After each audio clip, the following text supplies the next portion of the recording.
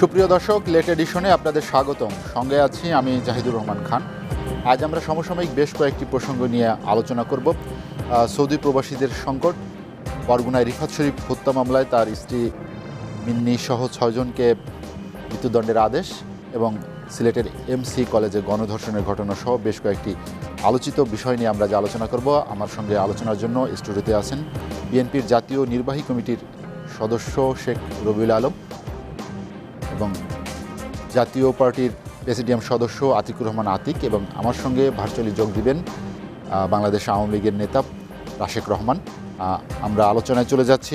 শেখ রবিউল আলম, প্রথমে আপনার কাছে আসতে চাই যে আমরা আজ দেখলাম যে বরগুনায় আলোচিত রিফাত শরীফ হত্যা মামলার রায় ঘোষণা করা হয়েছে। সেখানে তার স্ত্রী মিন্নি সহ 6 জনকে মৃত্যুদণ্ডের আদেশ দিয়েছে আদালত। পাশাপাশি আমরা যদি সিলেটের এমসি কলেজের ঘটনা দেখি, সেখানেও আইনশৃঙ্খলা রক্ষা বাহিনী বেশ তৎপরতার সঙ্গে সবাইকে আইনের আওতায় আনার চেষ্টা করছে। আসামিদের রিমান্ডে নেওয়া হয়েছে। তো এই যে দুটি ঘটনা পরস্পর হচ্ছে, এই ঘটনার পরেও কিন্তু আমরা দেখি সামাজিকভাবে নানা ধরনের বিচ্যুতি, ত্রুটি বলি বা নানা ধরনের অঘটনা আমাদের সামনে দেখতে পাচ্ছি। আইনের শাসন প্রতিষ্ঠা হওয়ার পরেও, আইনি ব্যবস্থা নেওয়ার পরেও বারবার কেন এই ধরনের ঘটনা ঘটে সমাজে? ধন্যবাদ আপনাকে, ধন্যবাদ এসএটিভির অত্যন্ত জনপ্রিয় অনুষ্ঠান লেট এডিশনের দর্শকদেরকে। দুটি ঘটনা আপনি উল্লেখ করেছেন এবং দুটি নৃশংস ঘটনা।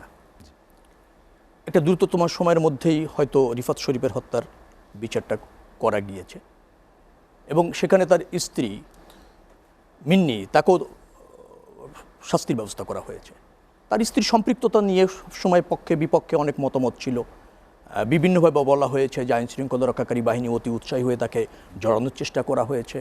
আবার অনেকে বলেছে যে কিছুই জানে না, সে আরও হত্যাটাকে প্রতিহত করার চেষ্টা করছিল এবং তার স্বামীকে বাঁচানোর চেষ্টা করতে গিয়েও আসামি হয়েছে। সব মিলিয়ে তো একটা রায় হয়েছে। তো আমাদের নিম্ন আদালতে এই রায়গুলি দ্রুততম সময়ের মধ্যে অনেক রায় হয়েছে, এর আগেও হয়েছে, এটাও হয়েছে, নিশ্চয়ই এটা ভালো দিক এটার।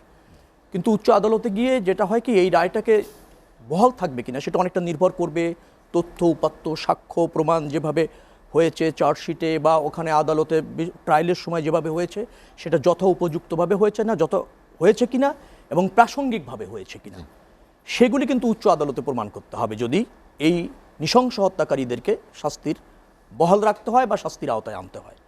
এটি হয়তো এই পর্যায়ে যতটুকু হয়েছে নিশ্চয়ই একটা স্বস্তি এসেছে। কিন্তু আমি আবারও বলছি যে মিন্নির জড়িয়ে যাওয়াটা নিরপেক্ষতা কতটুকু পাচ্ছে সাধারণ মানুষের মধ্যে, বা যারা এখানে তার স্বামী হারিয়েছে সে, আবার সেও আসামি হচ্ছে, নিশ্চয়ই যুক্ত থাকলে তো পানিশমেন্টের অবস্থা আসতে হবে।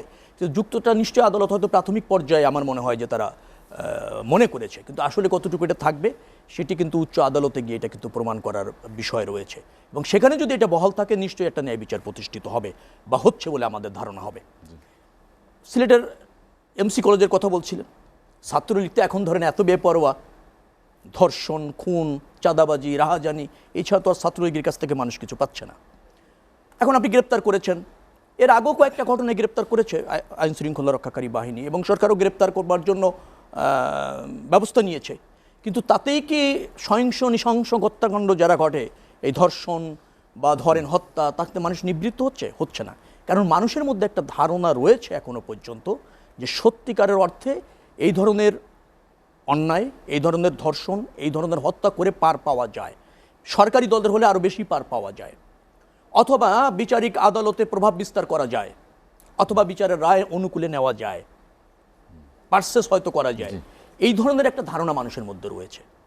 আবার রাজনীতির ছত্রছায়ায় বাংলাদেশের এই সমস্ত সহিংস মানুষ উৎপাদনের ক্ষেত্রে রাজনীতির ছত্রছায়ায় হয় এবং তাদেরকে অ্যাসিস্ট করা হয়, তাদেরকে লালন পালন করা হয়। যেমন মিন্নির কথা বললাম, যারা ওই ঘটনা ঘটিয়েছিল ওখানে কথা হয়েছিল যে আওয়ামী লীগের স্থানীয় মেম্বার অফ পার্লামেন্ট ধীরেন্দ্রনাথ শম্ভুর ছেলের তারা হচ্ছে ক্যাডার বাহিনী।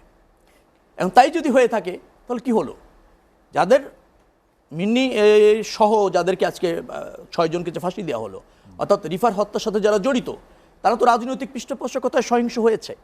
এখন এই ধরনের সহিংস হওয়া রাজনৈতিক পৃষ্ঠপোষকতা তো বাংলাদেশে রয়েছে, সেটা তো আমরা নিবৃত্ত করতে পারছি না। অর্থাৎ আইনের শাসন, তারপর হচ্ছে রাজনৈতিক সহযোগিতা, তারপর হচ্ছে সহিংস হওয়ার জন্য বিভিন্ন প্রভাবক শক্তির প্রত্যক্ষ পরোক্ষ মদত, এবং সহিংস হয়ে পার পেয়ে যাওয়ার একটা কৃষ্টি বা দৃষ্টান্ত বাংলাদেশে দীর্ঘদিন ধরে ইস্টাবলিশড হয়েছে বিধায় দুই একটি বিচ্ছিন্ন ঘটনার বিচার করেও সামগ্রিকভাবে আইন শৃঙ্খলা রক্ষার করা যাচ্ছে না, সামগ্রিকভাবে শান্তি বিরাজ করা যাচ্ছে না, সামগ্রিকভাবে এই মানুষ এখনো পর্যন্ত অনিশ্চয়তার মধ্যে আছে, ঝুঁকিতে থাকে, অনিরাপদ অবস্থায় রয়েছে।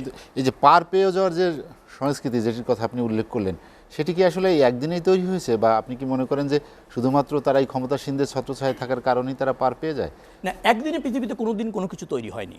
নিশ্চয়ই স্বাধীনতার পর থেকেও আমাদের নেগলিজেন্সি ছিল, আমি সে কথা অস্বীকার করব না, কিন্তু এই পর্যায়ে এসে যেটা হয়েছে যে একদলীয় ধরেন শাসন, একদলীয় সামাজিক অবস্থান, একদলীয় রাজনৈতিক অবস্থান, একদলীয় নিয়ন্ত্রণ, জবাবদিহি না করার সংস্কৃতি, এমসি কলেজ, সেখানে কর্তৃপক্ষই নির্বাক, অসহায় ছাত্রলীগের কাছে। সেখানে অধ্যক্ষ কি বলছেন আপনি জানেন, ওখানকার অন্য যারা কর্মকর্তারা রয়েছে কলেজে তারা কি বলছেন, যে তারা নিজেই শঙ্কার মধ্যে থাকেন, আতঙ্কের মধ্যে থাকেন। এবং একজন কলেজের প্রিন্সিপাল যখন নিজেই অসহায় হয়ে যান, তাহলে কী ভীতিকর অবস্থা সেখানে বিরাজ করছে। তো এটা তো এখন ভেঙে পড়েছে, আলটিমেটলি আপনি যেভাবেই বলেন না কেন ভেঙে পড়েছে। মানুষ রাষ্ট্র ব্যবস্থাপনা, আইন শৃঙ্খলা রক্ষাকারী বাহিনী, সরকার, রাজনৈতিক দলের কোনোটির উপর আস্থা মানুষ রাখতে পারছে না। এই কারণে সব কিছু কেন যেন একক দলের নিয়ন্ত্রণে চলে যাচ্ছে, আমাদের সমাজ ব্যবস্থাটা এই জায়গায় চলে যাচ্ছে। তো আমাদের এই আস্থার জায়গাটা যদি ফিরিয়ে আনতে হয়, তাহলে রাজনীতি পরিশুদ্ধতা দরকার, পরিশুদ্ধর চেয়ে বেশি রয়েছে যে রাজনীতিতে একটা বিশুদ্ধ অভিযান দরকার রয়েছে, এবং সেই বিশুদ্ধ অভিযান কিন্তু আত্ম উপলব্ধি থেকে হওয়া দরকার রয়েছে, নিজের দলের থেকে। বিশেষ করে সরকারের ছত্রছায়া তো এখন বেশি, প্রভাবটা তো সরকারের বেশি, তাদের একটা অনুশোচনা হওয়া দরকার রয়েছে যে ছাত্র রাজনীতি কীভাবে চলবে, ছাত্র রাজনীতি উন্মুক্ত প্রতিযোগিতার মাধ্যমে চলবে, প্রজ্ঞাবান্ডা নেতৃত্ব দেবে। ধরেন এমসি কলেজের এই 6 জন বা 7 জন বা 9 জনকে আসামি করা হয়েছে, সব মিলিয়ে 6 জন ছাত্রলীগের সাথে জড়িত, তারা গ্রেপ্তার হলো, তাতে কি ছাত্রলীগ বিশুদ্ধ হবে? আর বিচ্ছিন্ন ঘটনা করলেই আপনি গ্রেপ্তার করলেন, তার আগে এখন যখন ঘটনা ঘটছে না, তখন কে কোথায় ছাত্রলীগকে করছে, কে কোথায় টেন্ডারবাজি করছে, কে কোথায় চাঁদাবাজি করছে, কে কোথায় অশ্লীলতা হানির চেষ্টা করছে, এটার চিত্র কি সংগঠনের থাকা উচিত না আওয়ামী লীগের কাছে? তো এখন তাদের নিবৃত্ত করা যায় না, এখন তাদের বহিষ্কার করা যায় না, এখন সেই কমিটি ভেঙে দেওয়া যায় না, এখন যদি এরকম ঘটনা থেকে গ্রেপ্তার করা যায় না, সেটা তো আওয়ামী লীগ করছে না, একটা ঘটনা ঘটলে করছে। কিন্তু একটা ঘটনা আপনার দৃষ্টিতে আসছে শত ঘটনা ঘটার পর, শত ঘটনা পার পাচ্ছে, একটা আপনাদের দৃষ্টিতে আসছে, সেটির বিচার হচ্ছে। কিন্তু যারা শত ঘটনা ঘটিয়ে পার পাচ্ছে তাদের তো নিবৃত্ত করা যাচ্ছে না, তারা আরও এই ধরনের ঘটনা ঘটাতে উৎসাহিত হচ্ছে অথবা সাহস পাচ্ছে। জি, শেখ রবিউল আলম, আপনার কাছে আবার আসবো আমি। আতিকুর রহমান আতিক, যেটি শেখ রবিউল আলম বললেন যে বারবার একটি ঘটনাতে পার পেয়ে যাওয়ার কারণে এটি হচ্ছে, কিন্তু একটি ঘটনা দিয়ে কি একটি সংগঠন বা একটি দলকে অভিযুক্ত করা যায় যে তারা এটার সাথে যুক্ত? ধন্যবাদ আপনাকে এবং আজকের লেট এডিশনের অগণিত দর্শক শ্রোতাদেরকে, আলোচক বিন্দুদেরকে। আজকের যে বিষয়টা অবতারণা করেছেন, এই যে প্রথমত বরগুনার রিফাত হত্যা মামলার জি, যে দ্রুততম সময়ে একটা রায় হয়েছে, এটাকে আমরা সাধুবাদ জানাই। কারণ এটা সারা দেশের মানুষ কিন্তু মুক্ত ছিল যে কি হতে যাচ্ছে। যদিও এটা জাজমেন্টটা হয়েছে নিম্ন আদালতে, যেটা রবিউল সাহেব বললেন যে এটা উচ্চ আদালতে গিয়ে কি হবে সেটা দেখার বিষয়।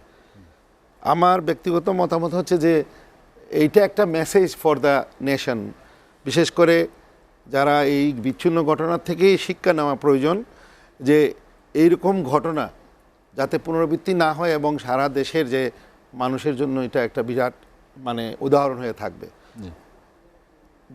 জনমতে আমি দেখেছি যে জনগণের মধ্যে একটা মিশ্র প্রতিক্রিয়া আছে মিন্নিকে নিয়ে, যে মিন্নি আদৌ কি সে এই ঘটনায় জড়িত বা প্রলুব্ধ করেছে কিনা, বা তার বয়সের তুলনায় সে কি এটা একটা ট্রাপে পড়েছে, এইসব নিয়ে। তো যাই হোক, এটা বিচারের ব্যাপার, উচ্চ আদালতে যাবে। এটাকে আমরা সাধুবাদ জানাই যে এটা একটা বিচারের রায় হয়েছে, জনগণ স্বস্তি ফিরে পেয়েছে। তো আইনের শাসন প্রতিষ্ঠা যদি হয়, মানুষ সুবিচার পাবে, এটাই হলো সত্য কথা। দ্বিতীয় কথা হচ্ছে যে এমসি কলেজের, যেটা আপনি নিজেও সিলেটের আচ্ছা, সন্তান। এমসি কলেজের কথা, আমি সিলেটের সন্তান। আর বিশেষ করে এই এমসি কলেজ এমসি মুরারি চাঁদ কলেজ, এই এম মুরারি, সি চাঁদ, মুরারি চাঁদ কলেজ হচ্ছে এই কলেজে আমিও একজন ছাত্র ছিলাম।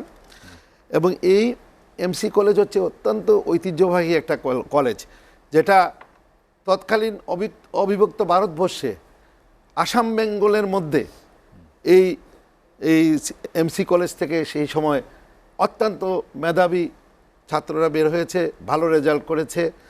এবং আপনার স্ট্র্যাটেজিক্যালি দেখবেন যে এমসি কলেজের ঐতিহ্য এরকম যে যখন এটা কুমিল্লা বোর্ডের আন্ডারে ছিল তখন কুমিল্লা বোর্ডে প্রথম স্থান, দ্বিতীয় স্থান, তৃতীয় স্থান এবং মেধা তালিকায় সবসময় এমসি কলেজ উপরে থাকত। আমি যখন এই এমসি কলেজের ছাত্র ছিলাম আমরা দেখেছি যে এই ছাত্র রাজনীতি নিয়ে হানাহানি মারামারি এতগুলো ছিল না। এখানে নিয়মিত ইলেকশন হতো এবং পরিবেশ সৌহার্দ্যপূর্ণ ছিল, যার যার মতের রাজনীতি সেটা করতো। কিন্তু সেখানে যখন ইলেকশন হতো কলেজে সবাই মিলে একটা নির্বাচিত প্রতিনিধিত্ব করা হতো। এই ঘটনা এমসি কলেজের ঘটনা যদিও একটা বিচ্ছিন্ন ঘটনা, কিন্তু রবিউল সাহেব বলেছেন যে ছাত্রলীগের ক্যাডার জড়িত, এটা পত্রপত্রিকা মিডিয়া আসছে আমরা দেখেছি। এখন যারা জড়িত তাদের বিরুদ্ধে কিন্তু প্রশাসন বা সরকার পক্ষ দ্রুততম সময়ের মধ্যে কিন্তু ব্যবস্থা নিয়েছে। এবং সবচেয়ে বেশি আপনারা দেখবেন যে সিলেটবাসী কোনো অন্যায়কে প্রশ্রয় দেয় না, যার কারণে দল মত নির্বিশেষে আপান জনগণ কিন্তু রাস্তায় নেমে গেছে। তাদের যার যার অবস্থান থেকে তারা এটা নিন্দা জানাচ্ছে, প্রতিবাদ জানাচ্ছে। এবং জনগণ যদি সচেতন না হতো বিষয়টা কিন্তু এই মিডিয়ার মাধ্যমে এতটুকু গড়িয়ে আসে। সেখানে কোনো আইনজীবীও তাদের পক্ষে দাঁড়ায় এবং সিলেটের একটাই উদাহরণ আছে যে এই কোর্টের মধ্যে কোনো আইনজীবী কিন্তু এই আসামি বা সন্ত্রাসীদের পক্ষে দাঁড়ায় নাই। তো এতেই বোঝা যাচ্ছে যে সিলেটবাসীর যে অনুভূতিটা কি। আর আমি একটা জিনিস বলবো যে ঢালাওভাবে ছাত্রলীগকে বা একটি দলকে আমরা অ্যাকিউজ করতে চাই না, কারণ এই ছাত্রলীগ আপনার 52 ভাষা আন্দোলন, 66 6 দফা আন্দোলন, 69 গণ আন্দোলন, স্বাধীনতা সংগ্রামে কিন্তু তারা এই ছাত্রলীগ কিন্তু যে মানুষের জন্য, জনগণের জন্য যে ভূমিকা রেখেছে এইটাকে আমরা ভুললে চলবে না। আর ছাত্রলীগ বা বিভিন্ন যে ওনাদের সংগঠন আছে, ছাত্র সংগঠন বলে বিশাল, তাদের একটা দেশব্যাপী একটা সংগঠন থাকে, সেখানে কিছু বিচ্ছিন্ন ঘটনা ঘটে যায়, পুরাটাই এখন দলের উপরে এসে বর্তায়। সেখানে অবশ্যই এইটা যারা ছাত্রলীগ কেন্দ্রীয় কমিটি তাদেরকে কিন্তু এইটা সারা দেশব্যাপী ওইরকম ভালো ভালো ছেলেকে নিয়ে একটা সংগঠন তৈরি করা প্রয়োজন। কারণ ছাত্রলীগের অতীত ঐতিহ্য অত্যন্ত গৌরবান্বিত। এবং এই ছাত্রলীগের মানে আপনার বাংলাদেশের যে বিভিন্ন প্রেক্ষাপটে তাদের ভূমিকার কথা চিন্তা করে এইসব যারা কলেজে ইউনিভার্সিটিতে যারা ছাত্র নামধারীরা এসে তারা যারা সাধারণ ছাত্রছাত্রীদের উপরে ঝাঁপিয়ে পড়ে, সাধারণ ছাত্রীদের এবং শিক্ষক অভিভাবকদের উপরে ঝাঁপিয়ে পড়ে, এদের জন্য এমন একটা এই আইনের আওতায় নিয়ে যে যারা এই কাজটা করেছে নিন্দিত এবং ঘৃণিত কাজ, তাদের এমন এক বিচার করা হোক যাতে কিনা সারা দেশের মানুষ এটা মেসেজ পায় এবং ছাত্র সংগঠনরা, ছাত্ররাও এটা মেসেজ পায়। আপনি যেটি বললেন ছাত্রলীগের কথা, যে তাদের যে একটি ঐতিহ্য আছে, তাদের যে একটি ইতিহাস আছে, কিন্তু সেইখান থেকে তারা কেন বিপদগামী হলো, বা বিশেষ করে বাংলাদেশের ছাত্র সমাজ কেন অস্ত্র, চাঁদাবাজি বা অনৈতিক কর্মকাণ্ডের সাথে জড়িয়ে পড়ে? হ্যাঁ, ধন্যবাদ। একটা জিনিস আপনাকে বলতে চাই, আমাদের পার্টির চেয়ারম্যান সাবেক রাষ্ট্রপতি পল্লীবন্ধু হুসেন মোহাম্মদ এরশাদ, তিনি কিন্তু এই ছাত্রদেরকে লেখাপড়ায় মনোযোগী করার জন্য তিনি একবার বলেছিলেন যে অস্ত্র ছাড়ো, কলম ধরো এবং লেখাপড়া করো। কিন্তু এইটাকেই মানে রাজনৈতিক দলরা তার বিরুদ্ধে একটা অপপ্রচার করে যে ছাত্ররা রাজনীতি বন্ধ করে দিচ্ছে, এই কথা বলে তার বিরুদ্ধে একটা ছাত্রদেরকে লেলিয়ে দেওয়া আছে। আজকে কি হলো, আজকে এই ছাত্ররাই কিন্তু বিভিন্ন ঘটনার সাথে জড়িত হয়ে যায়। ঢাকা ইউনিভার্সিটি সহ সারা দেশের যে বিশ্ববিদ্যালয় কলেজগুলোতে দেখা যাচ্ছে ছাত্রদের মধ্যেই অস্ত্র পাওয়া যাচ্ছে, বিভিন্ন ধরনের হানাহানি মারামারি, লেখাপড়া করতে গিয়ে দেখা যাচ্ছে মেধাবী ছাত্র এখানে জীবন হারাতে হচ্ছে। তো এইখান থেকে বেরোতে হলে আমাদের যারা রাজনৈতিক সংগঠন আছে, এটা সরকার পক্ষ হোক, বিরোধী দল হোক, সকল রাজনৈতিক দল হোক, তাদেরকে অবশ্যই ছাত্রদেরকে তাদের ক্ষমতায় যাওয়ার সিঁড়ি বা ক্ষমতায় যাওয়ার জন্য একটা হাতিয়ার হিসেবে ব্যবহার না করলেই তো এখানে, এবং আশ্রয় প্রশ্রয় না দিলেই তো আমার মনে হয় ভালো হবে। জি, আতিকুর রহমান আতিক আমাদের সঙ্গে ভার্চুয়ালি যোগ দিয়েছেন আওয়ামী লীগ নেতা রাশেক রহমান। আমরা তার কাছে যাচ্ছি। রাশেক রহমান, শুনতে পাচ্ছেন? জি, শুনতে পাচ্ছি। আপনারা ভালো আছেন? হ্যাঁ, আমরা আলোচনা করছিলাম, সমসাময়িক বেশ কয়েকটি বিষয় নিয়ে কথা বলছিলাম। আমার সঙ্গে স্টুডিওতে আছেন বিএনপির কেন্দ্রীয় জাতীয় নির্বাহী কমিটির সদস্য শেখ রবিউল আলম এবং জাতীয় পার্টির প্রেসিডিয়াম সদস্য আতিকুর রহমান আতিক। আপনার কাছে আমরা যেটি জানতে চাচ্ছি মূলত, যে আমরা আলোচনা করছিলাম যে ছাত্রলীগের কর্মকাণ্ড নিয়ে, বিশেষ করে সিলেটের এমসি কলেজের ঘটনা, এবং আরেকটি বিষয় সেটি হচ্ছে যে বরগুনায় রিফাত শরীফ হত্যা মামলার রায় হয়েছে আজ, এবং সেখানে তার স্ত্রী মিন্নি সহ 6 জনকেই ফাঁসির আদেশ দিয়েছেন বিচারক। আমরা দুটি ঘটনাকে পাশাপাশি রেখেই আলোচনা করতে চাচ্ছিলাম যে এইটি আইনের শাসন প্রতিষ্ঠার ক্ষেত্রে দুটি ঘটনাকে আপনি কিভাবে দেখেন? আপনাকে ধন্যবাদ। প্রথমত আমার পূর্ববর্তী বক্তা যে কথাটা বললেন তার সাথে আমি একমত এই জায়গায় যে বাংলাদেশের বাস্তবতা কি। বাংলাদেশের বাস্তবতা হচ্ছে বাংলাদেশের ব্যুৎপত্তি, এই রাষ্ট্রের সৃজন এবং চলার পথটা যদি আপনি দেখেন তাহলে আপনি দেখবেন যে বঙ্গবন্ধু শেখ মুজিবুর রহমানের নেতৃত্বে যেই দেশ স্বাধীন হলো, মুক্ত হলো, আত্মপরিচয়ে পরিচিত হলো, সেই দেশের সূচনাটাই তো একটা বিশাল হত্যাযজ্ঞ, গণহত্যা এবং ধর্ষণের মধ্য দিয়ে শুরু হয়েছিল। সেই দেশে ধরেন 48 বছর পরে হলেও বা দীর্ঘদিন পরে হলেও সে 71 সালে সংগঠিত যে গণহত্যা, যে ধর্ষণ, তার বিচার হয়েছে অনেক ঘাত প্রতিঘাত পার করে। সেটা বঙ্গবন্ধু কন্যা জননেত্রী শেখ হাসিনার হাত ধরে, তার দৃঢ় সংকল্প, তার সেই কঠিন অবস্থায় থাকার কারণে। সেই জায়গায় যে দেশের বিচারহীনতাই একটা প্রতিনিয়ত বাস্তবতা ছিল, যে আপনি অন্যায় করবেন তার বিচার হবে না, তার রায় হবে না। সেই জায়গা থেকে আজকে এই যে আপনার রিফাত হত্যাকাণ্ডের যে বিচারটি হলো, সেটা অবশ্যই একটা নতুন পর্যায়ে আমাদেরকে নিয়ে যায়।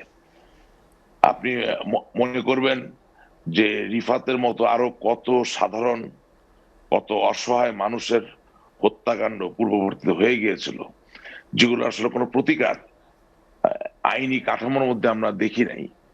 সেই জায়গায় আওয়ামী লীগ সরকার ক্ষমতায় আসার পরে আপনার ওই 71 সালে সংঘটিত হত্যাকাণ্ডের পর থেকে শুরু করে জাতির জনক বঙ্গবন্ধু শেখ মুজিবুর রহমানের বিচার করা, সেই হত্যাকাণ্ডের বিচার এর রায় লাভ করা এবং সেটার যে রায় তার বাস্তবায়ন করা থেকে শুরু করে আজ পর্যন্ত যেই একটার পর একটা যে বিচার হয়ে যাচ্ছে, তার মানে হচ্ছে কি যে আগামী দিনের বাঙালিরা অনুভব করবে যে অন্যায় করে এই দেশে পার পাওয়া যাবে না। অন্যায় হয়েছে, হচ্ছে, দুঃখজনক ঘটনা ঘটছে, সেটাকে আমরা অস্বীকার করছি না, কিন্তু এটার ভিতরে একটা ইনার্শিয়ার ব্যাপার আছে। আমরা এমন একটা সংস্কৃতির ভিতর দিয়ে চলে এসেছি যেখানে যারা অন্যায়কারী ছিলেন তারা উদযাপিত হতেন, তারা শক্তিশালী অবস্থায় থাকতেন।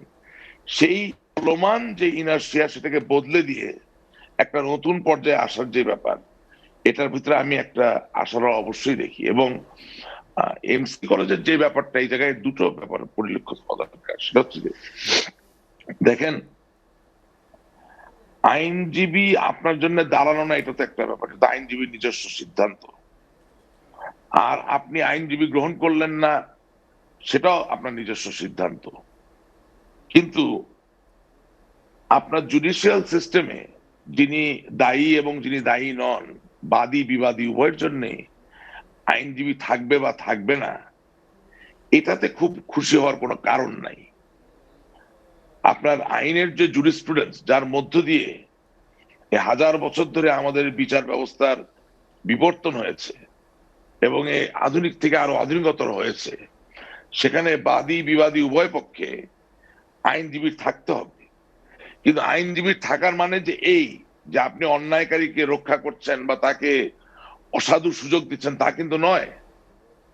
বাংলাদেশের এক সময়কার নষ্ট হয়ে যাওয়া আইনি ব্যবস্থাপনায় মানুষ মনে করতেন যে খুনিকে নিরপরাধ বলে দাবি করাটাই বোধহয় আইনি ব্যবস্থায় তার জন্য যে কৌশলী থাকবেন তার কাজ। কিন্তু সভ্য ব্যবস্থাপনা কিন্তু ব্যাপারটি তা নয়। এটা নিয়ে একটা দীর্ঘ অনুষ্ঠান করা যেতে পারে। তবে আমি যেটা অনুভব করছি যে যেই ঘটনা দুটি আপনি উল্লেখ করলেন, কোনটি কাম্য নয়, প্রতিটি ঘটনার ঘৃণা প্রকাশ করি, প্রতিবাদ করি এবং আগামী দিনে এই ধরনের ঘটনা যাতে না ঘটে সেই আশাই করি। জি, তবে পাশাপাশি এও বলতে চাই যে বাংলাদেশে এই ধরনের ঘটনা ঘটিয়ে কোনো মানুষ আর আগামী দিনে পার পাবে না, এটাই আজকের বাস্তবতা। তাকে আইনের হাতে রাশেদ রহমান, আমরা একটা বিরতি নিয়ে আসবো। আপনি আমাদের সঙ্গেই থাকবেন। দর্শক, লেট এডিশনে নিচ্ছে একটা বিরতি, ফিরবো শীঘ্রই, সঙ্গেই থাকুন।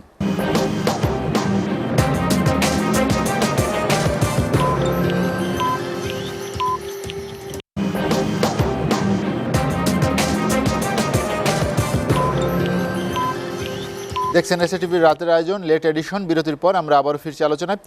বিরতির পর রাশিক রহমান, আপনার কাছে যেতে চাই, শুনতে পাচ্ছেন? জি, আমরা আমি যে শুনতে পাচ্ছি। বিষয় নিয়ে আলোচনা করছিলাম, সমসাময়িক আরেকটি প্রসঙ্গ হচ্ছে, আমরা দেখলাম যে ঢাকা রাজপথে কয়েকদিন ধরেই প্রবাসীরা বিক্ষোভ করছেন। তারা ফিরতে পারবেন কিনা তাদের কর্মস্থলে, সেটা নিয়ে একটা অনিশ্চয়তা তৈরি হয়েছে। আসলে এটি কি কাম্য ছিল যে আমরা যাদেরকে রেমিটেন্স যোদ্ধা বলি বা বাংলাদেশের অর্থনীতিকে যারা এগিয়ে নিয়ে যাচ্ছে, এই করোনাকালীন সময়েও যাদেরকে বলা হচ্ছে যে আমাদের রেমিটেন্স প্রবাহ অনেক বেড়েছে আগে থেকে, কিন্তু তাদের বিষয়ে ব্যবস্থাপনায় এরকম দুর্বলতা কেন বা এরকম ঘাটতি কেন, বা তারা রাজপথে কেন? আমি আগের কথাটা শেষ করে আসি, জি যে আর যেটাই হোক, আপনি কোন রকম অন্যায় করে পার পেয়ে যাবেন সেই পরিবেশ, সেই প্রস্তাবনা অথবা সেই চিন্তা করার সুযোগটা কিন্তু দিন দিন ক্ষীণ হয়ে আসছে। কারণ আপনি একটা জিনিস আমার সাথে স্বীকার করবেন, যে যেই কৃত অন্যায়গুলো এই স্বল্প স্মৃতিপটে আমরা তুলে নিয়ে আসতে পারবো, প্রতিটি অন্যায় কিন্তু কোনো না কোনো ভাবে আইনের সম্মুখীন হয়েছে, তাদেরকে অন্তরীণ করা হয়েছে, সাজা দেওয়া হয়েছে, রায় দেওয়া হয়েছে, এবং বিচারের যে বাস্তবতা, সেই বাস্তবতার জন্য যেই পদক্ষেপ নেওয়া প্রয়োজন, সেই পদক্ষেপ নিয়ে তাদেরকে শাস্তি দেওয়া হয়েছে বা হচ্ছে এবং হবে। এখন আপনি প্রবাসীদের যে কথাটা তুললেন, প্রথমত আমি বাংলাদেশের যে প্রবাসীরা বাংলাদেশের জন্য রেমিটেন্স নিয়ে আসেন, জি অক্লান্ত পরিশ্রম করেন, তাদেরকে অভিবাদন জানাই। এবং একথা সত্য, তাদের যে আকুতি, এ আমাদের হৃদয়ের অন্তঃস্থলে আকুতি। আমরা চাই তারা সসম্মানে, সাবলীল স্বাচ্ছন্দ্যে পৃথিবীর যেই প্রান্তে কর্মরত ছিলেন, কর্মরত হওয়ার সুযোগ পেয়েছেন, সেই জায়গায় তারা ছড়িয়ে পড়ুক। কিন্তু আপনি যে বাস্তবতা তুলে ধরলেন, এটা তো শুধু বাংলাদেশের জন্য বিচ্ছিন্ন কোনো বাস্তবতা নয়। আজকে আপনি জানবেন যে যাকে আমরা গ্রেট ব্রিটেন, ইংল্যান্ড বলে চিনি, জি সেই ইউনাইটেড কিংডম, সেই গ্রেট ব্রিটেন, সেই ইংল্যান্ড, সেই যুক্তরাজ্যের মানুষেরাও কিন্তু, যারা বিভিন্ন অবস্থায় যুক্তরাষ্ট্রের বিভিন্ন কর্মে জড়িত ছিলেন, তারা কিন্তু সেখানে যেতে পারছেন না। আজকে সমস্ত ইউরোপের যত শ্রমজীবী মানুষ উত্তর আমেরিকার বিভিন্ন জায়গায় বিভিন্ন ব্যবসা প্রতিষ্ঠান, চাকরিতে যুক্ত ছিলেন, তারা কিন্তু সেখানে যেতে পারছেন না। কারণটা কি? কারণটা হচ্ছে করোনার এই মহামারী তো একটা নতুন ঘটনা, এর সাথে আপনি আমি আমরা কেউই পরিচিত ছিলাম না। সুতরাং এই করোনার মহামারী চলাকালীন সময় একটি দেশ, একটি সমাজের পরিবেশ প্রতিবেশ, স্বাস্থ্য সুরক্ষা কিভাবে হবে, সেই জায়গাটা এখনো কোনো দেশই নিশ্চিতভাবে নিরূপণ করতে পারেননি। যার দরুন দেশের বাইরে থেকে অন্য দেশের মানুষদের আসার ক্ষেত্রে বিভিন্ন রকম বাধা নিষেধ রয়ে গেছে। তবে আমি বিশ্বাস করি আজকে আমার দেশের যারা প্রবাসী, তাদের কর্মক্ষেত্রে যোগদানের ক্ষেত্রে যেই জটিলতাগুলো দেখা দিয়েছে, সেগুলো সাময়িক, এবং বাংলাদেশের সরকার তার পররাষ্ট্র নীতি, তার কূটনীতি এবং তার নিষ্ঠার জায়গা থেকে বঙ্গবন্ধু কন্যা জননেত্রী শেখ হাসিনা, আমাদের মাননীয় প্রধানমন্ত্রীর সাথে সমন্বিতভাবে আমার দেশের মাননীয় পররাষ্ট্রমন্ত্রী, প্রবাসী কল্যাণ মন্ত্রী, তারা যথাসাধ্য চেষ্টা করছেন এই সমস্যাগুলো দূর করার জন্য। কিন্তু কেউ যদি মনে করে যে প্রবাসী ভাই বোনদের এই সমস্যা শুধুমাত্র বাঙালি এবং বাংলাদেশের জন্য, এই ধারণাটি সত্য নয়, এটি ভুল। এই বাস্তবতা ভারতের জন্য সত্য, এই বাস্তবতা পাকিস্তানের জন্য সত্য, এই বাস্তবতা ফিলিপিন্সের জন্য সত্য, এই বাস্তবতা শ্রীলঙ্কার জন্য সত্য। এবং সেই জায়গা থেকে পৃথিবীর সকল শ্রমজীবী মানুষ যারা তার দেশের মানুষকে ভালোবেসে বাইরে থেকে কাজ করে, তাদের প্রতি সহমর্মিতা জ্ঞাপন করে বলতে চাই যে করোনা ভাইরাসের এই অভিশাপ নিশ্চয়ই একদিন দূর হবে, এবং দূর হওয়ার পাশাপাশি সমস্ত বিশ্বে প্রবাসী কর্মসংস্থান কিভাবে হবে, এই প্রোটোকল গুলো খুব সুন্দরভাবে তৈরি হয়ে আসবে, যাতে করে শুধু বাংলাদেশ বলে নয়, সমস্ত বিশ্বের বিভিন্ন প্রান্ত থেকে যেসব প্রবাসীরা জি কর্মে যোগদান করতে চান, তাদের সে কর্মে যোগদান করার সুযোগ তৈরি হবে। জি রাশিক রহমান, আপনার কাছে আবার আসবো আমরা, আপনি আমাদের সঙ্গেই থাকবেন। শেখ রবিউল আলম, যেটি রাশেক রহমান বললেন যে আসলে করোনাকালীন বিশ্ব যে সংকট তৈরি হয়েছে তারই একটি হয়তো প্রভাব পড়েছে বিশ্ব শ্রম বাজারে। একথা তো সত্য হলেও কিন্তু যারা ফিরতে চান, যাদের কাজের সুযোগ আছে বিভিন্ন জায়গায়, বাংলাদেশ সহ আপনি জানেন যে বিশ্বের অনেক দেশই সেখানে শ্রমিক পাঠিয়ে থাকে, কিন্তু সমস্যাটা বাংলাদেশের শ্রমিকদের ক্ষেত্রে কেন এত কঠিন হলো? ধন্যবাদ আপনাকে। আবারও আপনি একজ্যাক্টলি বলেছেন, বিষয়টাকে একজ্যাক্টলি ফাইন্ড আউট করেছেন। রাশেক রহমানের বক্তব্য আমি শুনছিলাম, সে খুব সরলভাবে বলেছে। সে মনে করেছে যে করোনাকালীন যে সংকট, সেই সংকটের অংশ বাংলাদেশের এটা। সে সংকটের অংশ এটা ঠিক আছে, কিন্তু বাংলাদেশের সমস্যাটা আরেকটু জটিলতর। এবং আমাদের এই সমস্যাটা তৈরি হওয়ার পিছনে সরকারের ম্যানেজমেন্টের যে সমস্ত দপ্তর রয়েছে তাদের নেগলিজেন্সি আছে। যেমন যে সমস্ত শ্রমিক এবং উদ্যোক্তা, এটা দুটি শ্রেণী রয়েছে, আমাদের কোনো ডাটাবেজ নেই যে সৌদিতে কারা আমাদের উদ্যোক্তা আছে আর কারা শ্রমজীবী মানুষ আছে। যারা উদ্যোক্তা তারা কিন্তু তাদের অনেক অর্থবিত্ত ওখানে রেখে চলে আসছেন, অনেক অর্থবিত্ত রেখে আসছেন, কারণ বিনিয়োগ রয়েছে তাদের ওখানে।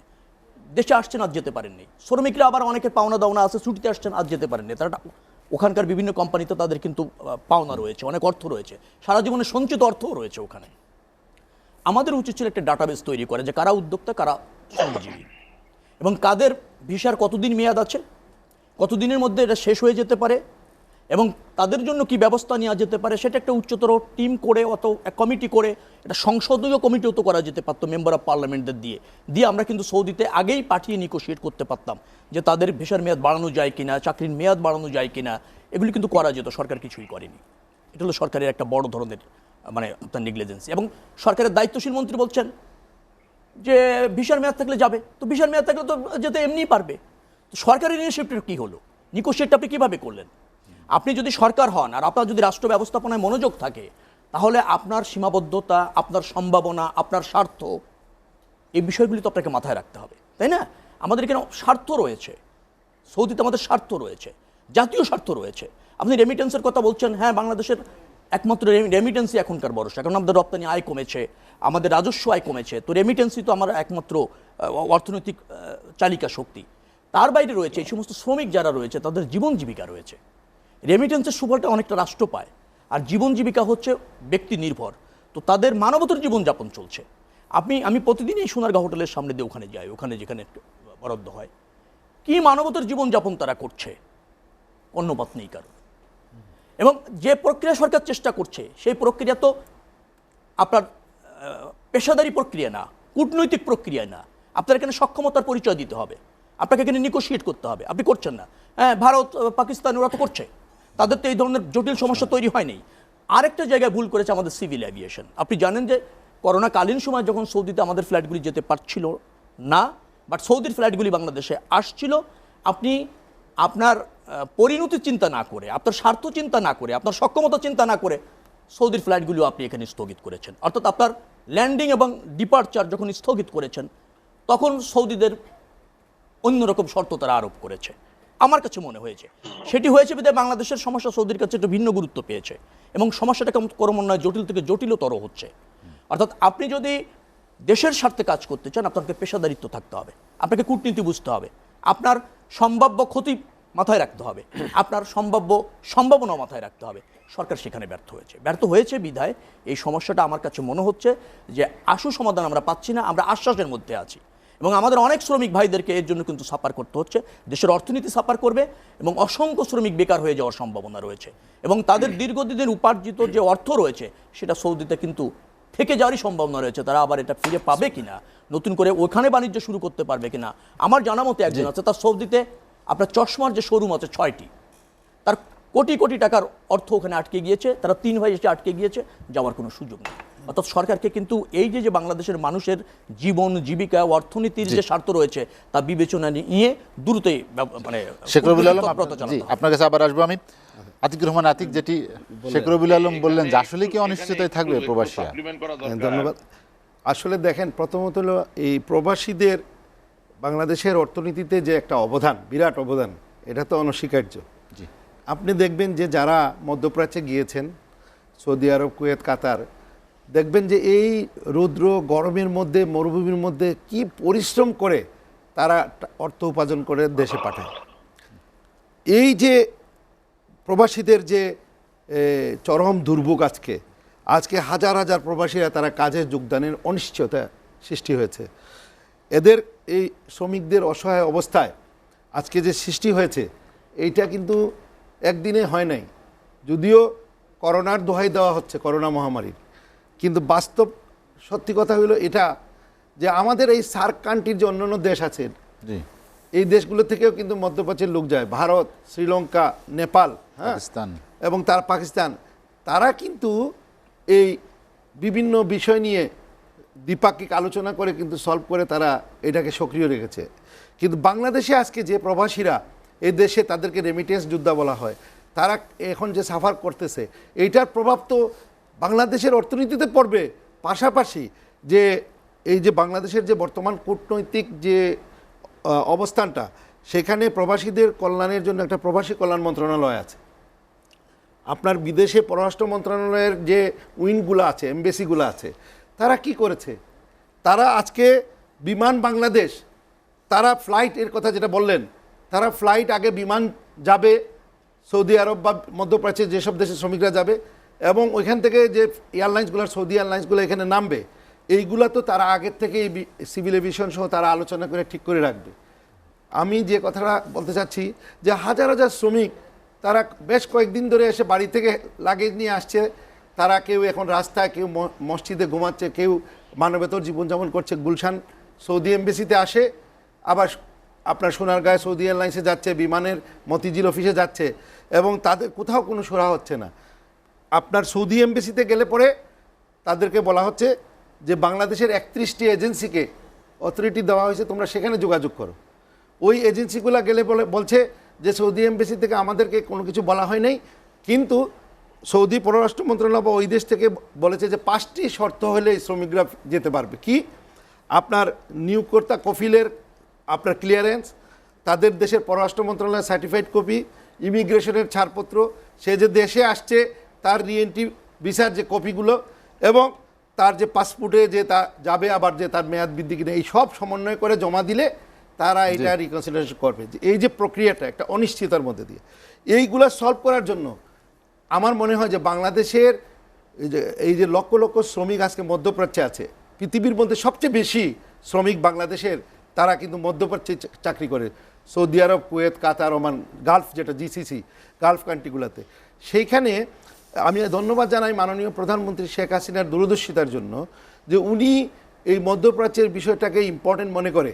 যেহেতু আগে সাবেক রাষ্ট্রপতি হুসেন মোহাম্মদ এরশাদ সাহেবের সাথে মধ্যপ্রাচ্যের দেশগুলোর যে তারা বাদশাহ রাষ্ট্রপ্রধানদের একটা ভালো সম্পর্ক ছিল, তাই রাষ্ট্রপতি হুসেন মোহাম্মদ এরশাদ সাহেবকে মধ্যপ্রাচ্য বিষয়ক একটা দূতের দায়িত্ব দিয়েছিলেন, বিশেষ দূত, যে কেনে না বাংলাদেশের যে এইসব বিষয়গুলো যেন তুলে ধরা। এবং সেই ক্ষেত্রে আমাদের যে সাবেক রাষ্ট্রপতি হুসেন মোহাম্মদ এরশাদ, তিনি কিন্তু আমাদের দলেরই একজন নেতা, মানে আপনার প্রেসিডিয়াম মেম্বার গোলাম মসি নামে এক ভদ্রলোক, তাকে আপনার ওই সৌদি আরবের রাষ্ট্রদূত হিসেবে প্রেরণ করেছিলেন। বিগত 6-7 বছর উনি সেই সৌদি আরবে গিয়ে সেই রাষ্ট্রদূত হিসাবে তার যে দায়িত্ব কর্তব্য তিনি সুন্দরভাবে পালন করছেন, ওই দেশকে বুঝাইতে পারছেন যে আমাদের পারস্পরিক সম্পর্ক এবং আমাদের যে দুই দেশের সাথে যে একটা সুসম্পর্কটাকে, সেটাকে অনেক দূর এগিয়ে নিয়ে গেছেন। এবং শ্রমিকদের অনেক কিছুই সমস্যা কিন্তু উনাকে এখন বাংলাদেশে নিয়ে আসা হয়েছে। এখন যেটা দাঁড়িয়েছে যে এই যে কূটনৈতিক যে প্রক্রিয়াটা, এয়ারলাইন্স, প্রবাসী কল্যাণ মন্ত্রণালয়, পররাষ্ট্র মন্ত্রণালয়, কোনো সমন্বয় নাই কারোর সাথে কিছু। এই শ্রমিকরা আজকে অসহায়, তাদের জন্য আমার মনে হয় এখনও সময় আছে যে এইসব দেশগুলোতে যে সমস্যাগুলো আছে চিহ্নিত করে কফিলের থেকে ক্লিয়ারেন্স আনা, তাদের যে আকামার মেয়াদ বৃদ্ধি করা, এগুলা সলভ করতে পারে। আদারওয়াইজ কিন্তু এই প্রভাবটা সারা বিশ্বে পড়বে আমাদের উপর। জি, আতিকুর রহমান আতিক, আমরা একটা বিরতি নিয়ে আসবো। দর্শক, লেট এডিশনে নিচ্ছে আর একটা বিরতি, ফিরবো শীঘ্রই, সঙ্গেই থাকুন।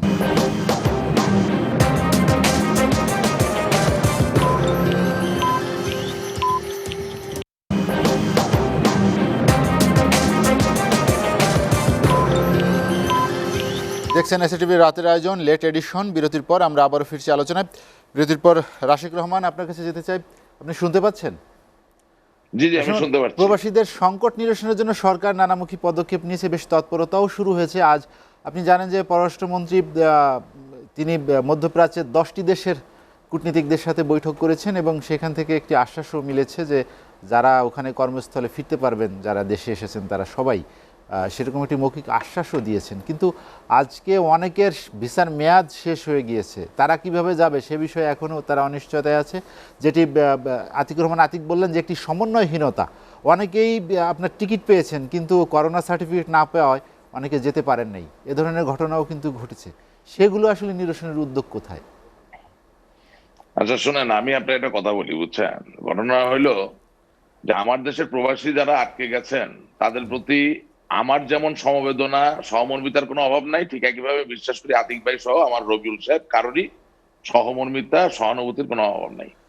এটা দুঃখজনক, কিন্তু আমি বারবার একটা কথা বলছি, এসটা ESTA, হ্যাঁ, এই এসটাটা কি? এসটাটা হচ্ছে ইউরোপ থেকে কোনো ব্যক্তি যদি মার্কিন যুক্তরাষ্ট্রে যেতে চান তাকে ইলেকট্রনিক ভাবে তথ্য প্রযুক্তির সহায়তা নিয়ে তার পাসপোর্টের উপরে একটা ক্লিয়ারেন্স নিতে হয়, তাছাড়া সে ভ্রমণ করতে পারে না। আমি আপনাকে পৃথিবীর বাস্তবতা বলছি, আজকে প্রায় কয়েক কোটি মানুষের এসটার মাধ্যমে অনুমোদন নেওয়া, তারা মার্কিন যুক্তরাষ্ট্রে গমন করতে পারছেন না। তার মানে কি? যেটা আমি প্রথমে বলে এসেছি, আপনাকে প্রথমে মনে রাখতে হবে, আমি দায়িত্ব নিয়ে কথাটা বলতে চাই, মক্কা এবং মদিনার রক্ষা করার ক্ষেত্রে প্রতিশ্রুতিবদ্ধ বঙ্গবন্ধু কন্যা জননেত্রী শেখ হাসিনা এবং তার সরকার এবং এই দেশের সামরিক বাহিনী যেখানে আছে সেখানে দায়িত্ব নিয়ে আমি আপনাদের বলতে চাই, বাংলাদেশের একজন শ্রমিকেরও যাওয়ার ক্ষেত্রে কোনো বাধা থাকবে না, এটা দূর হয়ে যাবে। এটা সাময়িক একটা ঘটনা। আর দ্বিতীয় কথা যেটা বলতে চাই, যে সৌদি আরব সহ মধ্যপ্রাচ্যের আরো যে সকল দেশ আছে যেখানে কিছু জটিলতা দেখা দিয়েছে, সেই আলাপটা এত মন খুলে একটা টেলিভিশন বা গণমাধ্যমে করা যায় না বা করা উচিত নয়। এটা আপনি একজন প্রথিতযশা সংবাদকর্মী হিসেবে বুঝতে পারছেন আমি কি বলতে চাচ্ছি। কথাটা হচ্ছে যে আমার দেশের পররাষ্ট্রমন্ত্রী মহোদয়, প্রবাসী কল্যাণ মন্ত্রী মহোদয় মাননীয় প্রধানমন্ত্রীর দিক নির্দেশনা নিয়ে এই সমস্যা নিরসন করার জন্য যা করার সেটা করছেন। এবং এটাও বলতে চাইছি, করোনা মহামারীর কথা নয়, আকামা অনেক সময় অনেকের মেয়াদ উত্তীর্ণ হয়েছে, কিন্তু সেই আকামা নতুন করে গ্রহণ করা সম্ভব, তার নতুন মেয়াদ মেয়াদ নবায়ন করা সম্ভব, ভিসার যদি তারিখও পার হয়ে যায় আবার নতুন করে করা সম্ভব। এটা একটা সাময়িক সমস্যা। হ্যাঁ, এখানে শুধু বাংলাদেশ নয়, বাংলাদেশ সহ মধ্যপ্রাচ্যের যে দেশগুলো আছে সেখানে একটা সমন্বয়হীনতার অভাব রয়েছে, এটা অনস্বীকার্য। কিন্তু এই সমন্বয়হীনতা এক হাতে তালি বাজার মতো নয়, দুই হাত মিলেই তালিটা বেজেছে, দুই পক্ষ থেকে সমন্বয়হীনতা এসেছে। এবং সেটা এসেছে এই কারণে যে অভূতপূর্ব যেই রোগ করোনা ভাইরাস, তার যে মহামারীর যে বাস্তবতা, সেই জায়গা থেকে প্যানিক ফ্যাক্টর বলে যে ব্যাপারটা, প্রত্যেকটি দেশে একটু করে প্যানিক ফ্যাক্টর কাজ করেছে। কোথাও বিমান নামতে দিচ্ছেন, কোথাও নামতে দিচ্ছেন না, দ্বিপাক্ষিক কিছু সমঝোতা এইসব জায়গায় ঘাটতি দেখা দিচ্ছে। এটা অচিরেই দূর হয়ে যাবে। আমি শুধু আপনাদের কাছে করজোরে একটা অনুরোধ করব, এতই যদি বাংলাদেশের প্রবাসীদের নিয়ে আপনারা চিন্তা করেন, ভালোবাসেন, এভাবে অ্যাডক বেসিসে একটা গণমাধ্যমে এসে খোলা মনে যারা আপনারা গ্রহণ করবে, যারা আপনাকে চাকরি দিবে, যাদের মাধ্যমে আপনি রেমিটেন্স আনবেন, সেসব দেশ নিয়ে এত আলাপ আলোচনা করবেন না। এটা হিতে বিপরীত হয়ে যেতে পারে। কারণ প্রথম কথা, আমি কে প্রবাসী নিয়ে আলাপ করার? আমার সেই অথরিটি নাই। আমি নিজেকে বিনয়ী ভাবে এই জায়গাটা রাখতে চাই। আমার সাথে আরো যারা কথা বলছেন তারাও দুঃখ পেতে পারেন, কষ্ট পেতে পারেন, but they are not a authority, তাদের কথা বলার ওই সুযোগটা নাই। সুতরাং যেটুকু আলাপ হয়েছে সেই জায়গায় থাকা উচিত। এবং দায়িত্ব নিয়ে আবারও বলতে চাই, মক্কা এবং মদিনার রক্ষার প্রতিশ্রুতিবদ্ধ আমার বাংলাদেশের প্রধানমন্ত্রী বঙ্গবন্ধু শেখ মুজিবুর রহমানের কন্যা জননেত্রী শেখ হাসিনা এবং তার সরকারের যতদিন আছে, এই দেশের প্রবাসী যাদের যাওয়ার ক্ষেত্রে এই বাধা সৃষ্টি হয়েছে, এটা অচিরেই দূর হবে হবে হবে। এবং দ্বিতীয় কথা যেটা বলতে চাই, যে যেই জায়গায় কিছুটা প্যানিক তৈরি হয়েছে, সেটাকে তিলকে তাল করে আরো প্যানিক বাড়ানোটা ঠিক হবে না। এগুলো খুবই সংবেদনশীল সমস্যা, অতীতেও এগুলোর সমাধান হয়েছে, আগামী দিনেও হবে। এবং এটাই বাস্তবতা যে বর্তমান যে সরকার, সেই সরকারের নেতৃত্বেই বাংলাদেশে রেমিটেন্স বিপ্লব হয়েছে। সেই রেমিটেন্স বিপ্লবের কারণেই বাংলাদেশের রেমিটেন্সের ক্ষেত্রে বিশ্বে আমাদের অবস্থান আজকে অন্যতম শীর্ষ। রাশেক রহমান, আপনার সঙ্গে আমরাও আশা রাখতে চাই এবং আশাবাদী যে অবশ্যই এই সমস্যার সমাধান হবে এবং বাংলাদেশের সব প্রবাসী সৌদি কর্মী তারা তাদের কর্মস্থলে ফিরতে পারবে এমন প্রত্যাশাই রাখি। এবং সব দেশ সব পর্যায়ে নিয়ে এভাবে ঢালাও ভাবে একটা ক্যামেরার সামনে কথা বলা ঠিক না, না বুঝে না ইয়ে করে, দিস ইজ নট কারেক্ট। এটা হিতে বিপরীত হতে পারে। জি রাশিক রহমান, যেটি শেখ রবিউল আলম, যেটি রাশিক রহমান বলছিলেন যে সরকারের যথেষ্ট আন্তরিকতা আছে এবং তারা নানামুখী পদক্ষেপ নিয়েছে, হয়তো আমাদের সব প্রবাসী কর্মীরাই তাদের কর্মস্থলে ফিরতে পারবেন, সেই আশাটা আসলে অবজ্ঞা করবে কিভাবে? আমরা তো একটা বর্তমান ডিফেন্স প্যাক্টের মধ্যে পদক্ষেপের আছি। সাথে এটা একটা কতটা সাময়িক সমস্যা। সামঞ্জস্যপূর্ণ? রাশেক রহমান যা বলেন তা তো রাশেক রহমানের দায়িত্বশীল মন্ত্রী বলেন না, ওই দপ্তর বলেন না, একজনও থাকবেন না, একথা তো সরকার বলে না। আর কোন বিষয় নিয়ে সমালোচনা করা যাবে কি যাবে না, জাতীয় স্বার্থ বিঘ্নিত হয়ে যাবে, এটা রাশেদ সাহেব যেভাবে ভাবেন সেভাবে তো আমি ভাবি না। মক্কা মদিনার নিরাপত্তার দায়িত্ব আপনারা নিয়েছেন, বাংলাদেশের মানুষগুলির জীবন জীবিকার দায়িত্বটা নেন, যারা সৌদিতে অর্থ রেখে এসেছে, যারা কাজ করে সেই নিরাপত্তার দায়িত্ব নেন। বাংলাদেশের মানুষ যারা শ্রমিক, যারা সাফার করছে, তাদের স্বার্থে মনোযোগ দেন। মক্কা মদিনার নিরাপত্তার দায়িত্ব নিয়েন না। পানির কথা বলতে 16 কোটি মানুষের দায়িত্ব নেন। আমরা মানুষের দায়িত্ব নিয়ে বাংলাদেশের 75 লাখ শ্রমিক, রিয়েলি ফানি 1 কোটি 25 লাখ লোক প্রবাসীরা, শুধু সৌদি না, যারা ব্যাক করেছে বাংলাদেশে এই পর্যন্ত, এখনো পর্যন্ত 10 থেকে 12 লাখ আটকে আছে, তাদের জীবন চলছে না, জীবিকা চলছে না, তাদের দায়িত্ব নেন। সেখানে উন্ডা নেই, আবার সমালোচনা করতে যাবেন, তাতে জাতীয় স্বার্থ বিঘ্নিত করে ফেলেছেন। জাতীয় স্বার্থে রাখছেন কোথায়? জাতীয় স্বার্থ আছে? 16 কোটি মানুষের কোন স্বার্থ বাংলাদেশে আছে? আমাদের কাছে জাতীয় কথা বললেই গায়ে লেগে যায়, রাশেক রহমানদের সমালোচনা করলেই থাকবে না। রাশেক রহমান পররাষ্ট্র নীতি বোঝেন আর কেউ বোঝেন না। বুঝে গিয়ে তো কি করেছেন? আইসোলেটেড করে ফেলেছেন সারা পৃথিবীর থেকে, মধ্যপ্রাচ্য নিজের থেকে। দিকে তাকালে লজ্জার কথা Isolated বলতে করেছেন পারবেন না? না। সরকারের কোনো ব্যবস্থাপনা আছে? বলতেন না, এটাই বাস্তব। আভ্যন্তরীণ কোনো ব্যবস্থাপনা নাই, ইন্টারন্যাশনাল ব্যবস্থাপনা নাই, বিচ্ছিন্ন হয়েছে। বাংলাদেশের জনগণের কাছ থেকে বিচ্ছিন্ন হয়েছে, আর ইন্টারন্যাশনাল সমাজ ব্যবস্থা থেকে বিচ্ছিন্ন আমরা হয়েছে। দেশের জাতীয় স্বার্থ দেখছি না, এটা কারণ কি জানেন? নিজের দিকে জনগণের উপর নির্ভর করেন না, জনস্বার্থে রাজনীতি করেন না, সব সবকিছু হিডেন রাখতে চান, সবকিছু গোপন রাখতে চান, সবকিছুর মধ্যে ষড়যন্ত্র খোঁজেন। কেউ কোনো গোপন রাজনীতি তো করেন না। রাজনীতি যদি করতেন, আমি কি জনবান্ধব যদি হতেন, তাহলে এগুলো হিডেন রাখতেন, তাহলে আর এত কথা বলতেন না। মানুষের জানার অধিকার রয়েছে, দেশের সমস্যা নিয়ে মানুষ কথা বলবে। আপনার জন্য আমরা সমস্যা জানি দেশের সমাধান স্বার্থটা কোথায়, দেশের স্বার্থ বিকিয়ে দিয়েছেন আপনারা, রাজনীতি নাই, কমপ্লিটলি বিকিয়ে অন্যের দিয়েছেন কষ্ট, অন্যের সমস্যা আপনারা, বিকিয়ে দিয়েছেন দেশের স্বার্থ। এই দেশটাকে দেখেছেন নাকি? নিজের দিকে দেশের স্বার্থ বিকিয়ে তাকালে দিয়েছেন, কথা বলবেন বিত্ত না। বৈভব তৈরি করেছেন। আপনাদের নিজস্ব কোনো রাজনীতি আছে কি? আমরাই রাজনীতি করি, আছেন নাকি আপনি? আছেন আপনারা রাজনীতিতে? যখন কোথায় আছেন যখন রাজনীতিতে? বাইরের অফিস বসিয়েছিলেন দেখিনি মালয়েশিয়ায়, তো কোনোদিন। যখন মাঠে আপনার নামেন না, তারেক জিয়া, জনগণ কি বলে শোনেন না? মামুন সোনারগাঁ আর পর্যন্ত সকলে চলে মিলে যান, মালয়েশিয়ায় টাকা মানুষের তুলতেছিলেন, দুর্ভোগটা টাকা তুলতেছিলেন, ওদের এটা ভুলে সোনারগাঁয়ে গেছেন। দেখে আসেন। তখন অনলাইনে শ্রমজীবী না, মানুষের কি সোনারগাঁ হয়েছিল? চলে যান। এটাই মানুষ দুঃখ কি লাগে করছে? যে নিজেদের নিজে ভুলে গেছে। আবার সফলতা খুঁজছেন। বাংলাদেশের শ্রমজীবী রাজনীতি মানুষদের করেন, বাজারকে রাজনীতি করেন না, রাজনীতি করেন না, বাইরা নামিও মানুষকে জিম্মি করেছেন। আমার মনে হয় যে মালয়েশিয়ায় এই বিষয়টা রাজনীতি করেন না আপনারা। আচ্ছা আমি মানুষের প্রতি আপনার দরদ নেই। খালেদা জিয়ার ছেলে দেশের বাংলাদেশের আমরা লক্ষ লক্ষ কোটি আমরা কোটি এই প্রসঙ্গে মানুষের আর রাজনীতিতে যাই না। পানি করা, আমাকে পানি দুটো কথা প্রবাসীদের বলতে নিয়ে দেন। আমরা কথা আমি বলতে চাইছি। বলবো, আতিকুর রহমান। সারা ওয়ার্ল্ডের থেকে আচ্ছা, বিচ্ছিন্ন হয়ে গেছে, আমার বিচ্ছিন্ন। মনে হয় রাশেক সাহেব এবং রবিউল সাহেব রাজনীতিকরণ না করে আমি আপনাদের সদয় দৃষ্টি আকর্ষণ করছি, এই মিডিয়াতে এসে আমরা সরকারের সমালোচনা নয়, সরকারকে সহযোগিতা করার জন্য এবং সরকার যাতে সাময়িক প্রবলেমটাকে সলভ করতে পারে সেই জন্যই আমরা কথাগুলো বলছি। মানুষের আমার কথাগুলো রবিউল ভাই, আপনি আমার কথা শুনেন, রবিউল সাহেব আমার কথাটা শুনেন। ওই তারেক জিয়া, আপনারা জানেন আশ্বাস দেন, 95% ওই সিলভার আপনারা যদি এখন ওইগুলো নিয়ে কথা বলেন তাহলে তো আমরা কথা বলতে পারবো না। আশ্বাস দেন ওখানে বসে, প্রবাসীর জন্য পায়া রাস্তায় এসে দেখেন মানুষ কি করছে। কাইন্দা বলে যাচ্ছো নি, লজ্জা লাগে না? আমরা একটু আলোচনায় আসি। রাশিক রহমান, এখন যে আমি আমরা যেটা বলছিলাম, ধ্বংস করে দিয়েছেন দেশ। রবিউল সাহেব আমি বলতে চাই, শুনেন আমার কথাটা শুনেন, বাংলাদেশ থেকে শ্রমিক সারা বিশ্বে যায়, তার 95% বেসরকারিভাবে বাইরা, তারা কিন্তু এটা প্রকিউরমেন্ট করে নিয়ে আসে এবং তারা পাঠায়। আমি যে কথাগুলো বলছি এই কথাগুলো বাইরার কন্দন, তাদের আফলন, তাদের কথাগুলোই তুলে ধরছি যাতে ভবিষ্যতে এরকম সমস্যা না হয়, সেই জন্য সরকার এবং বিভিন্ন মন্ত্রণালয় তারা করবে, করার জন্য বলছি। আমি একটা দৃষ্টি আকর্ষণ করি, আজকের এই টক শো থেকে বলছি, সরকারের যে একটা রেসপন্সিবিলিটি আছে সেটাকে যদি আমরা তুলে ধরি, এইটা সরকারের বিরুদ্ধে নয়, দেশের মানুষের কল্যাণে কথাটা বলছি। দেখেন ঠিক আছে, বিদেশ থেকে that is fine, আমার কথা কিন্তু বলতে দেন, এই শুনেন, আজকে বিদেশ থেকে আতিক ভাই, যারা মালয়েশিয়ায় কি হয়েছিল? এই বাইরে কি করছিল বিএনপির সময়?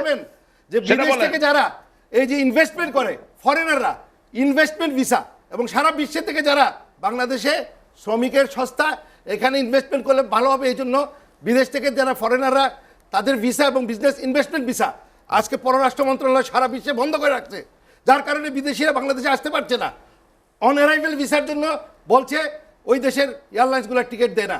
তো আমার মনে হয় পররাষ্ট্র মন্ত্রণালয়ের এই দৃষ্টি আকর্ষণ করাটা কি আমাদের জন্য অপরাধ না? আমি এদেশের একটা নাগরিক, আমাদের ভালো হবে, যেটা অর্থনীতি সমৃদ্ধ হবে।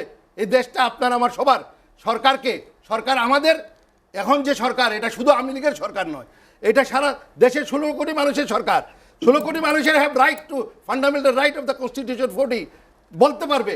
আমরা বিদেশের মধ্যপ্রাচ্যের দেশগুলো তারা আন্তরিক দিকেই তো বাংলাদেশ থেকে শ্রমিক নেয়, এবং এই শ্রমিক নেওয়াটাকে আরো সহজীকরণ করার জন্য আমাদের এই সমন্বয়হীনতাকে, আপনিও বলেছেন সমন্বয়হীনতা, আরে ভাই, আপনি বাইরে এটাকে তুলে যাবেন কি ধরার করে? জন্যই একটা আমরা করোনা কথাটা বলছি। সার্টিফিকেট নেবেন, এটাও যান। আজকে আপনি বাইরে যাবেন কি করে? দেখেন, শ্রমিকরা যে করোনা আরে সার্টিফিকেট রাখেন, নেবে তো আজকে যান। কথা বললেন না, না। না, ওখানে আওয়ামী লীগের মালয়েশিয়া বিজনেস। বাংলাদেশের আমরা- প্রবাসী মানুষের স্বার্থ বিক্রি করে দিয়ে আসছে। আমরা লজ্জা লাগে না শুনেন, কথা বলতেছেন এখন- প্রবাসী নিয়ে? এখন সরকারের লজ্জা আপনি আপনাদের বাইরের আছে কে? কি? আমরা তো বাইরের আছে সদস্য কিছু? বিনো। লজ্জা আপনি কি আছে? শিখাচ্ছেন? লজ্জা থাকলে ক্ষমতা আমি তো থাকেন নামটা নাকি? বলে দিলাম, চাকরি না। পদত্যাগ করেন, লজ্জা থাকলে মাপ তো চান। কথা বলেন নাকি? এখন কথা হচ্ছে কি, মাপ লজ্জা চান পুরো থাকে। দেশের কাছে। আমাদেরকে পুরো ভাবতে হবে। বাংলাদেশের আরে ভাই, আমরা সার্টিফিকেট জাল বিক্রি করেন জায়গা আপনারা। আপনারা নষ্ট আবার কি করে বলেন? দিচ্ছেন। ওই আওয়ামী লীগের এই নেতা তারিখ দিয়ে করেছে। নষ্ট করেছে। ওই আপনার মতো একজন চাঁদা সাহেব। তুলেছে। আমার কথা কিন্তু হ্যাঁ? শেষ হলো না। এরপরে আমরা আসলে আলোচনা না, শেষ আচ্ছা, আমি দিকে একটা চলে লজ্জা লাগে না? কথাগুলো বলবো। আমাদের এটা হাতে আমাদের- সময় কম। আপনি আমাদের বড় কথা বলতেছেন এই কেন? রবিল সাহেব, তাহলে আর ক্ষমতা শুধু কথা- থাকে। রবিল সাহেব আমার কথা একটু শুনেন। প্রবাসী কল্যাণদের কি আমাদের- ব্যবস্থা করেছেন আপনি জানেন না? আমাদের ন্যাশনাল স্পিরিটটা বাড়াইতে হবে। ছি। ঐক্যমতে 16-17 কোটি মানুষ আজকে যে পাকিস্তান হানাদার বাহিনী আমাদেরকে অত্যাচার করছিল, তাদের দেশ থেকে আমি পেঁয়াজ আমদানি করি। আজকে ভারত যেখানে ইলিশ মাছ যায়, আর আমরা সেখান থেকে এখন পেঁয়াজ আনার জন্য কান্নাকাটি করি। আজকে যে রোহিঙ্গা লক্ষ হাজার হাজার রোহিঙ্গা আমার এখানে পড়ে আছে, তার সমাধান করে না রোহিঙ্গাদের। আজকে বারবার থেকে আমরা পেঁয়াজ আনি। আমাদের মূল্যবোধটা কোথায়? একজন আসছে প্রবাসীর প্রেমে মরে যাচ্ছে, প্রবাসীর 12টা বাজায় দিছে, আমরা খবর বার্মা নাই। থেকে উনি পেঁয়াজ বড় বড় আনছি। কথা। এটা তো আমাদের যে রোহিঙ্গারা এখানে পড়ে আছে, বার্মারা অত্যাচার করে পাঠিয়েছে, সেইটা সলভ করে না, সেই দেশ থেকে আমরা পেঁয়াজ আমদানি করি। আমাদের সাথে ইয়েটা কোথায়? সময় কম, যে আতিকুর সেই জন্য রহমান আতিক, আমরা ভাই আমাদের আসলে হানাহানি আলোচনা না শেষ করে করতে সবাই হচ্ছে। আসেন, দেশের জন্য সবাই মিলে কাজ করি। মাপ চান, মাপ চান। আমাকে মনে হয় আতিক ভাই একটু ভুল জনগণের কাছে বুঝছেন। হাতে একদমই সময় ভুল নাই। আতিক ভাইয়ের সমালোচনা রবিউল আলম, আমরা একটু কথাগুলো বলছি। সমালোচনা করে আমি না বলি নাই। আমি শুধু বলতে চেয়েছি যে এই সমস্যাটা তো দূরীভূত হবেই। জি। দূরীভূত হওয়ার আগে যে কিন্তু কিভাবে- দেশগুলো আসলে কর্মসংস্থানের ব্যবস্থা করেন, শুনেন, আমরা সেসব যদি- দেশকে নিয়ে এখানে অযাচিতভাবে না, আলাপ করে রাশেক সাহেব, উত্তেজনা আমরা না তো- তৈরি করে একটু আমরা ধৈর্য ধরি, আমরা সেটা তো- বলেছি। শুনেন, হ্যাঁ, আপনার কথা আচ্ছা, শুনতে হবে তাই। আমার আমাকে কথা হচ্ছে বলতে এই আপনি যে বলবো, আমরা কোন যদি- দেশে এটা আপনি আমরা যদি দৃষ্টি advice আকর্ষণ করবেন না করি, আমাদের। কিভাবে এখানে যেটা তারা আপনি solve advice করবে? করবেন। বাস্তবতা হচ্ছে, এখানে বাস্তবতা হচ্ছে যে বিভিন্ন দেশের সাথে বিভিন্ন নিজেরা দেশের সংশোধন হন, সমন্বয়ে সব একটা ঠিক তৈরি হয়ে যাবে। হয়েছে। কিন্তু সবচেয়ে মজা লাগে কি, এই মালয়েশিয়ায় যে চাঁদাবাজি চললো বাইরের সময় 2001 থেকে 2006 সালে, এটা তো স্বপ্নে আপনি ভাই দেখছেন জানেন, আপনি? আমি তো বাইরের সদস্য, স্বপ্নে দেখছেন সেই আপনি? প্রতিষ্ঠানের সদস্য আপনি না। তো ওইগুলি দেখেন, আপনারা এইটুকু ওইগুলি বললাম, দেখেন। লজ্জা বাংলাদেশে পাওয়া উচিত আপনার। গত আপনি লজ্জা এক পাবেন না। দশকে আমাদের 10 হাতে লাখ আসলে কোটি টাকা সময় পাচার কম, করছেন আমাদের আপনারা। আলোচনা শেষ করতে হচ্ছে। দর্শক, চাঁদাবাজি আর ওই পাচার আপনারা আতিকুর রহমান আতিক, শেখ রবিউল আলম এবং রাশেক রহমান, আপনাদের তিনজনকেই অসংখ্য ধন্যবাদ। দর্শক, জানিয়ে রাখি, লেট এডিশন পুনঃপ্রচার হয় সকাল 8টায়। আজ এ পর্যন্তই। ভালো থাকুন, সুস্থ থাকুন, এসএটিভির সঙ্গেই থাকুন।